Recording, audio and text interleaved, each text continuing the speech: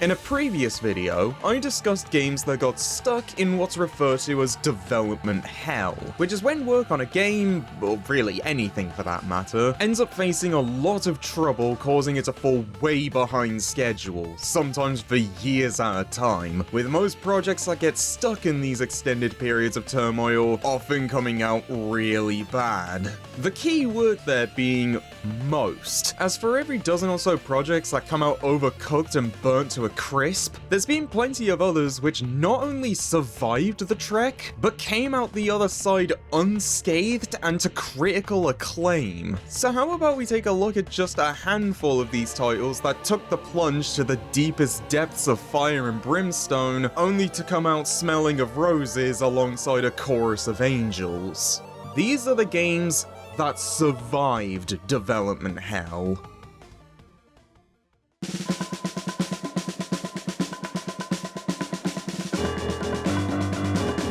Let's start things off with the studio that's probably been the most memed on for a game getting stuck in development hell, with Valve. As prior to their infamy of not being able to count to 3, the main target for jokes of their extensive development periods was instead the iconic class-based shooter Team Fortress 2. To give some quick background for anyone unaware, the original Team Fortress was actually a PvP mod for 1996's Quake, whose creation is mainly credited to just 3 people: Robin Walker, John Cook, and Ian Coughley. The mod proving to be so popular that whilst the devs were in the middle of making a follow-up for Quake 2, they were actually approached by Valve to port over the first Team Fortress as an officially backed mod for the original Half-Life. This led to the release of Team Fortress Classic in 1999, along with the sequel titled Team Fortress 2 Brotherhood of Arms being upped from a simple mod to a full-blown standalone release. The game first getting shown off at E3 1999, where in addition to taking a more realistic military look and feel, the game also featured a new class called the Commander, who would have a bird's eye view of the map to give orders and drop in support and supplies. However, just 1 year later, it was announced that the game would be delayed due to an engine switch, going from Gold Source, which was used to make the original Half-Life and Team Fortress Classic, to the then still in development Source engine that was being used to make Half-Life 2.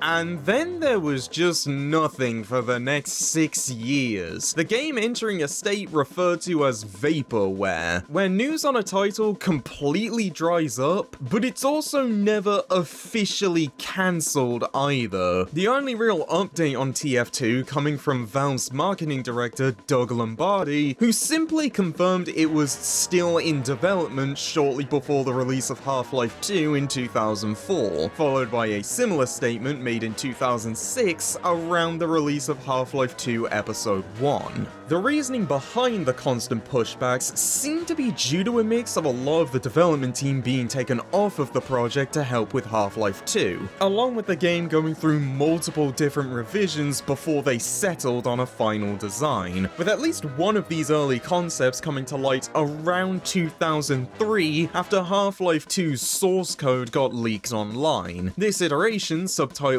Invasion, being a sci-fi steampunk game inspired by H.G. Wells's The War of the Worlds, where the blue team had been swapped out for aliens, along with the art style being switched to one with a more cartoon-like aesthetic. The extended silence would finally be broken when the game was re-revealed at 2006's EA Summer Showcase, the final game being heavily reworked to not only return to the more simplistic design of the first Team Fortress, most notably with the removal of the Commander, but the art style was now one influenced by early 20th century commercial illustrations, specifically being inspired by the works of artists such as J.C. Leyendecker, Dean Cornwell, and Norman Rockwell, a heavy contrast to the realistic design featured in the original reveal in '99, as well as every other game that was being made in the Source engine. And after some small tweaks to the presentation and gameplay, Team Fortress 2 would finally release in October 2007, both with a standalone release on Steam and as part of the Orange Box on PC, Xbox 360, and PlayStation 3, where it was packaged alongside both Portal and Half-Life 2. Despite the lengthy lengthy wait and the multiple reworkings, Team Fortress 2 would end up becoming one of the most critically acclaimed games of the year, receiving praise for its unique art style, fun gameplay, and the 9 classes becoming instantly iconic from their distinctive personalities and designs. The game receiving plenty of updates over the years, which added new maps, modes, and cosmetics, with it only getting more popular after going free to play in 2011, with TF2 very quickly becoming a staple of internet culture, especially on YouTube with the various Meet the videos for each class and the large number of fanworks made in Source Filmmaker, Gary's Mod, and Blender, to where even after almost 20 years have passed since the game originally came out, it's still being played by tens of thousands of people every day, and fanworks are still being made, with the game hitting Street Fighter 2 levels of popularity, in the sense of it becoming so overwhelmingly popular, it led people to forget that there even was a first entry. Not bad for something that started as a sequel to a Quake mod and was frequently compared to Duke Nukem Forever because of how long it was taking to release or get any news on. Surely Valve wouldn't make the same mistake in miscommunication again, right? I'm so sorry for you Half-Life fans.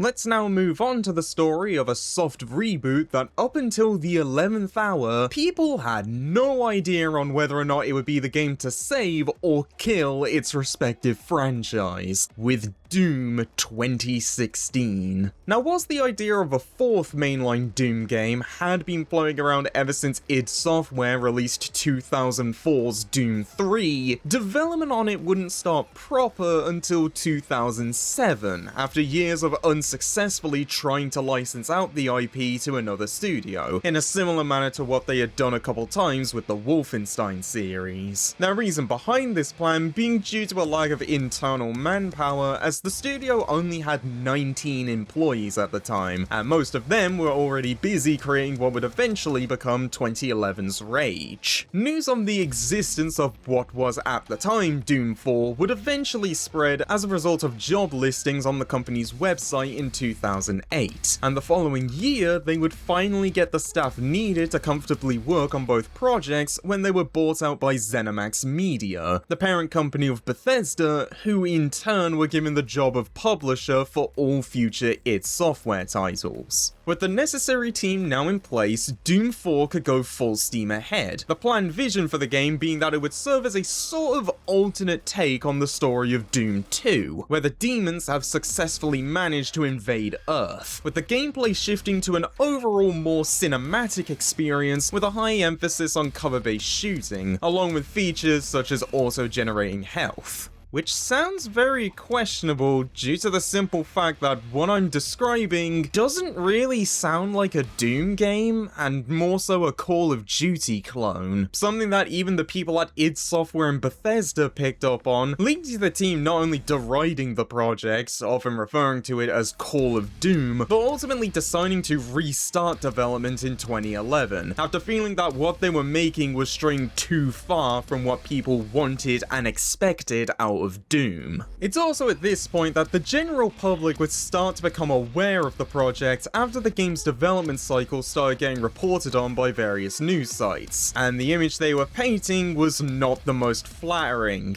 to put it lightly, as not only did they highlight the effective 4 years wasted on a Doom 4 that most people didn't even know existed until it had been cancelled, but that in the following 2 years there was allegedly major struggles in organisation and direction within the studio after everyone employed was moved to focus on making this new vision for Doom following Rage's rather tepid reaction from general audiences. These concerning feelings over the title were only further backed up when 2013 saw the departure of both Todd Hollinshead, who had been its CEO and president since 1996, and John Carmack, one of the studio's co-founders and co-creator of some of their biggest franchises, including becoming Doom, meaning the studio had effectively lost both its leader and the staff member most heavily associated with their flagship franchise. If that wasn't bad enough, suspicion would start arousing when people noticed that id was seemingly going out of their way to try and hide the game from general audiences. As whilst a small teaser was shown at E3 2014, which is also around the same time it was confirmed the game would be a reboot simply titled Doom, when the first proper trailer was made, it was only shown to attendees of that year's QuakeCon, a smaller scale convention focused almost entirely on id Software titles, with anyone who couldn't attend the event to see it having to settle for people who were there describing it to them, as no one involved ever uploaded this trailer online.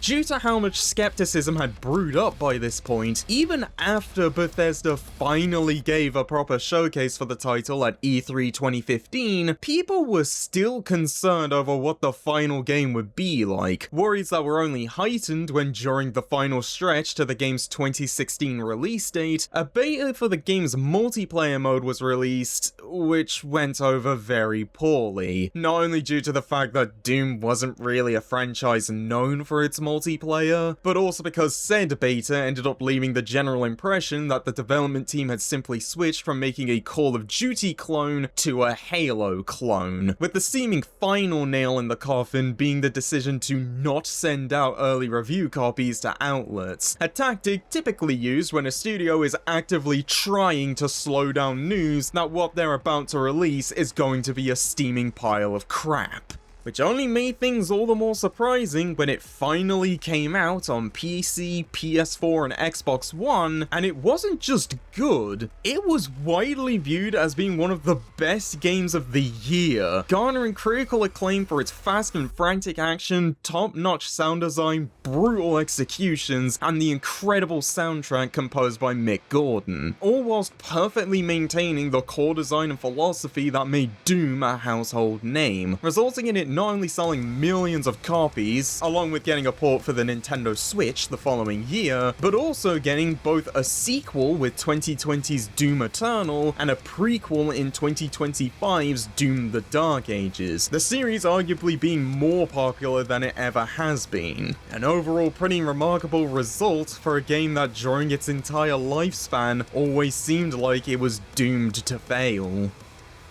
I'm sorry.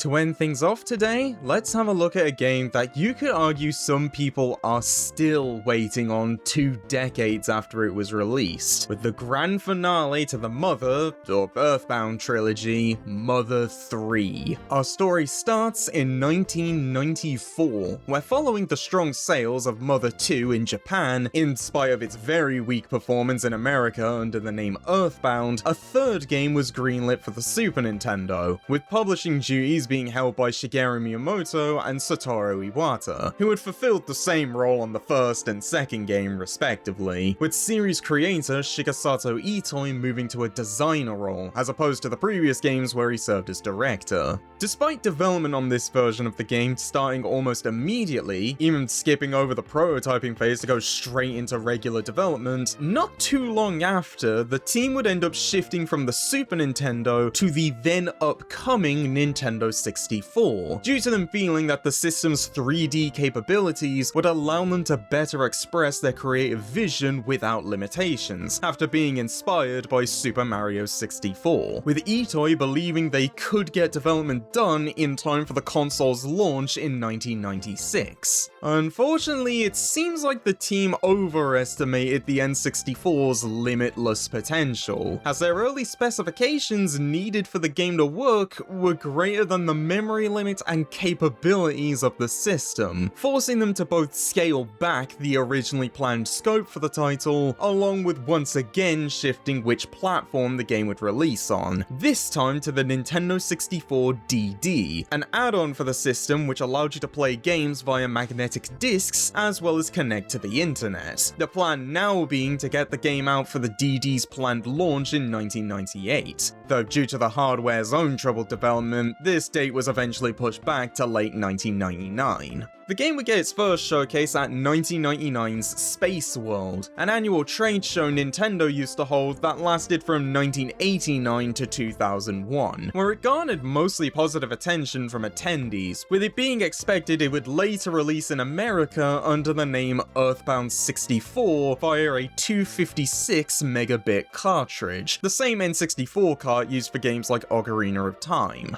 However, news of the game would end up going radio silent until 2000, when it was announced the DD version was being cancelled in favour of releasing worldwide as a 256 megabit cart, only for the N64 release to get scrapped altogether after the team failed to meet development milestones, a side effect of them having next to no experience in making 3D games, along with Miyamoto being preoccupied with other projects at Nintendo, whilst Iwata was struggling from stress-related illnesses brought about by HAL Laboratory, who had served as a co-developer for the Mother series since the beginning, currently being on the verge of bankruptcy. And whilst discussions were held on if it was worth trying to make a version for their next console, in August 2000, Shigesato Itoi confirmed that Mother 3 had been cancelled, with the resources that would have gone into its continued development being moved over to fund Project Dolphin, which eventually became the Nintendo GameCube. Itoi would go on to say that at the time of the cancellation, the game was only 30% completed and would have needed another 2 years to be finished. Meanwhile, Iwata believed that had they scaled back the game's scope earlier, they could have gotten it out by 2000, along with viewing the decision to focus on 3D graphics as a mistake that only served to overcomplicate the project, especially given that, in his view, both Mother and Itoi's greatest attributes were their writing, with the choice to make it 3D only being done out of a sense of obligation instead of it actually being something that would benefit the game. However, that's not to say they had given up on it entirely, as both Miyamoto and Iwata had discussed the possibility of reworking Mother 3 as a Game Boy Advance title, sort of similar to what Camelot Software had been doing with Golden Sun. And whilst this idea was initially thrown out, when they realised it would take just as long to rebuild from scratch as a GBA game as it would to just finish the N64 version, in 2003, when a collection of Game Boy Advance remakes of the first two games, titled Mother 1+2, started being advertised on TV, one of the commercials ended with a message from Itoi, confirming Mother 3 was alive again and would release soon, the game going back to 2D, with development being handled by a mix of HAL Laboratory and Brownie Brown, a studio founded by former Square alumni, which prior had made 2001's Magical Vacation and 2003's Sword of Mana. Itoi once again overviewing the project, with the story remaining unchanged from the original N64 game. And after a few more small delays, Mother 3 would finally release in 2006. Whilst the game would never get an official release outside Japan, owing to the series' niche status internationally and it being a Game Boy Advance title released almost a year and a half after the DS had already launched, not only did this not stop the game from performing incredibly well sales-wise, moving 200,000 copies in its launch week, the language barrier also didn't get in the way in the swamps of critical praise the game received, which only became more outspoken following the release of a fan-made English translation, with Mother 3 not only being considered the best game of the trilogy, but one of the best RPGs ever made, garnering constant admiration for its stylized presentation, improvements to the previous game's combat, incredible soundtrack, and writing that can go from showing you some of the most stupid and over-the-top comedy you've ever seen, to completely destroying you on an emotional level, with the only reason there hasn't been a Mother 4 being due to Shigesato Itoi viewing the series as a complete trilogy, and thus not having any motivation to make a fourth entry, leaving Mother 3 as a perfect send-off that was 12 years in the making. We'll end things here for now, but if you take anything away from this video, it's that you should always cling on to hope, that even if it seems impossible for something to come to fruition, there's always a sliver of a chance that it will come together in the end. And whilst moments like that can be rare, it's always worth holding on so you can cherish it when it finally comes through.